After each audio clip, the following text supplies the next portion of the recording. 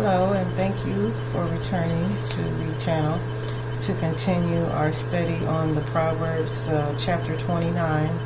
So there's going to be a video 1 and then this is video 2 of that, because for some reason the video started to go blank in the middle of my conversation. So I don't know why I did that. I didn't want to do the video over when I had already started it. So I'll just continue this on. If it happens again, we'll have to go into a third video. But for right now, we're going to go back into Proverbs 29 and recap on the verse 8 and do an elaboration on that. Okay, continuing on. Verse 8 says that scornful men bring a city into a snare, but wise men turn away wrath. Okay, so what is a scornful person? A scornful man. Okay, so I had to look that up because I wanted to be specific on that. To be scornful means to be kind of like, it says disrespectful. Well, breaking it all down, being disrespectful and being an unbelieving person would be one that kind of like doesn't believe in God. Okay, in this particular scenario, the way that the Lord is giving a description of him and how he would bring the city down, because he wouldn't uphold the beliefs of God in his place of position, as he is considered to be someone in authority over the city, I want to say. Okay, so then we're going to go for a reference into the book of 1 Timothy. Again, this is Paul with his ministry in the book of Timothy, and he starts to go over some things with Timothy regarding the ministry and people and how to deal with them and how they are to conduct their behavior. So let's go to Timothy first, because he did 2 books to Timothy. So we're going to get to book 1, and then we're going to go to chapter, where are we at? 1 Timothy chapter 6 and verse 9. So verse 9 says that, but they that will be rich fall into temptation and a snare, and into many foolish and hurtful lusts, which drown men in destruction and perdition. Verse 10, for the love of money is the root of all evil. And we kind of like went over these verses once before in reference to another proverb we were studying. But going back to it, it says, verse 10, for the love of money is the root of all evil, which while some coveted after, they have erred from the faith and pierced themselves through with many sorrows. But though a man of God, but thou, O man of God, and he's talking to Timothy, flee these things and follow after righteousness, godliness, faith, love, patience, and meekness. Again, and that's for us also. Okay, but the scornful man would do the opposite. Okay, so that's why I wanted to give you this revelation, and you can go back and kind of read over chapter 6 if you'd like to, because it gives revelation into the opposite of a scornful man, and it gives revelation to why Proverbs 8 specifically states that a scornful man will bring down a city into a snare, whereas a righteous man would set it up high, and also walk in these particular things that was discussed in verse 11 of 1 Timothy chapter 6. Okay, so then we want to go back and elaborate on another verse in here that is very important, and that would be verse 18. Where there is no vision, the people perish, but he that keeps the law, happy is he. So what we're going to do right now is we're going to go into the book of Samuel, 1 Samuel, and we're going to actually give revelation why it is important to have a vision from the Lord for his people. So it's going to be 1 Samuel, and we're going to go to chapter 3. Okay? And actually, we can start at the beginning because we got to bring ourselves to chapter 3. Chapter 1 gives introduction basically going into who the people are before we get to chapter 3. And Samuel, of course, being the son of Hannah. Hannah was an individual woman in the Bible who could not have children at first. And she prayed and asked the Lord for children, and she gave birth to Samuel.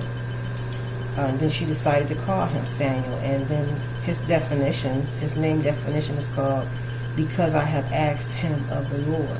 So that's the defining definition of his name, Samuel. Because I have asked him of the Lord. Then she turned around and she dedicated him to the Lord. Now as we go into, we go back to chapters 1 and 2 of Samuel.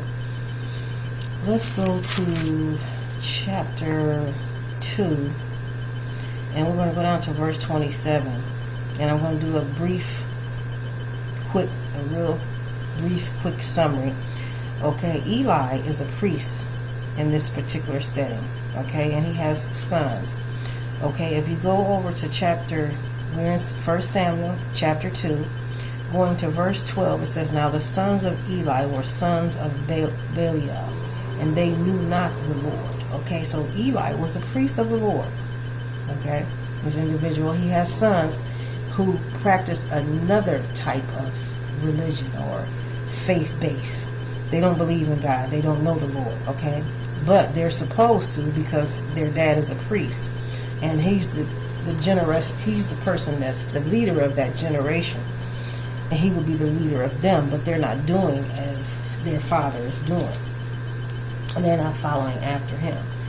So therefore, they didn't know the Lord.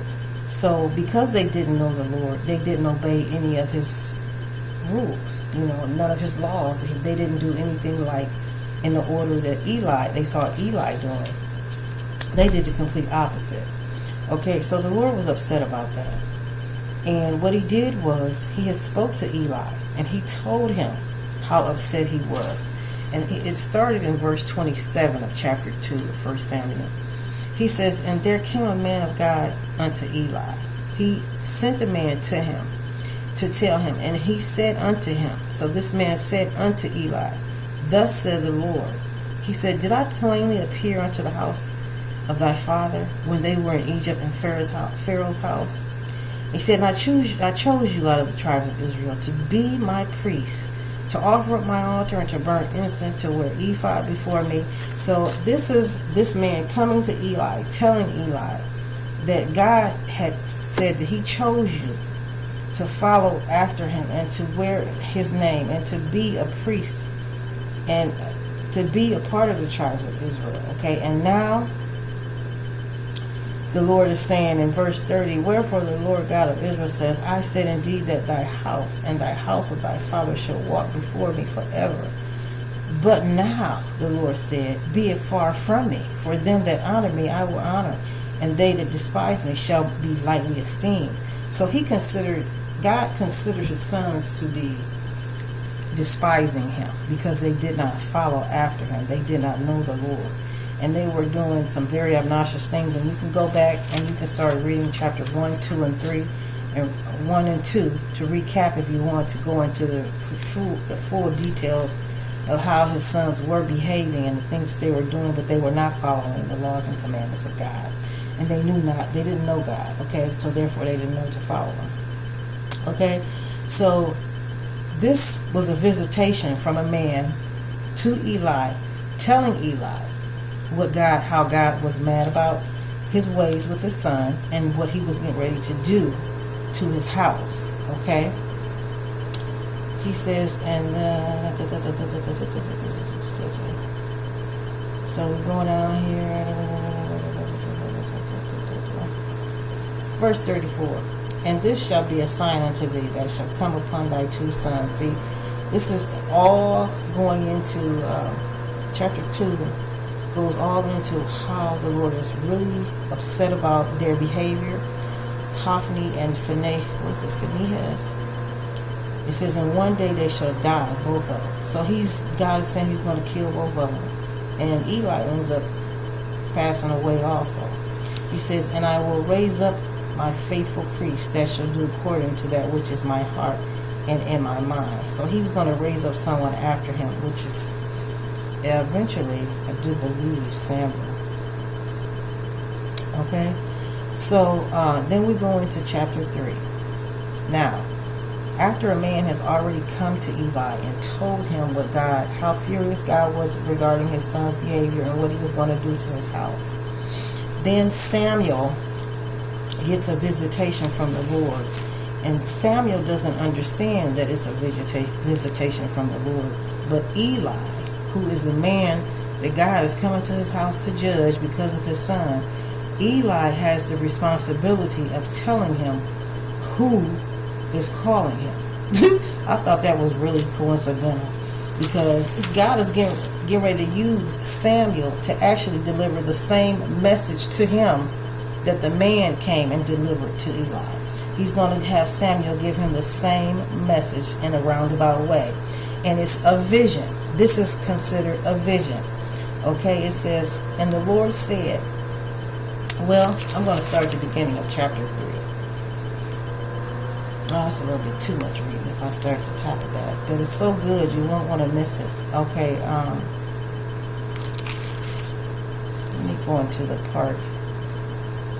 Okay, verse 11, chapter 3. And the Lord said to Samuel, behold, I will do a thing in Israel which both the ears of everyone that hears it shall tingle. In verse 12, he says, in that day I will perform against Eli all things which I have spoken concerning his house. See, he already told Eli through the man that visited him that he was coming to do something in his house. Okay, his son were going to die. You know, there were going to be a lot of different changes going on. So now he's speaking that same warning, giving it to Samuel to give to Eli, and it's considered a vision. Okay, so he says that, for I have told him that I will judge his house forever for the iniquity which he knows, because his sons made themselves vile, and he restrained them not. So that's the problem the Lord had with him. And therefore I have sworn unto the house of Eli that the iniquity of Eli's house shall not be purged with sacrifice nor offering forever. It shall not be forgiven ever. And Samuel lay until the morning, and opening the doors of the house of the Lord. And Samuel feared to show Eli the vision. So, just wanting to get clear on this. And then verse 16. Then Eli called Samuel and said, Samuel, my son. And he answered, Here am I. Verse 17. And he said, What is the thing that the Lord hath said unto thee? I pray thee, hide it not from me. God do so to thee, and more also, if thou hide anything from me of all the things that he said unto thee.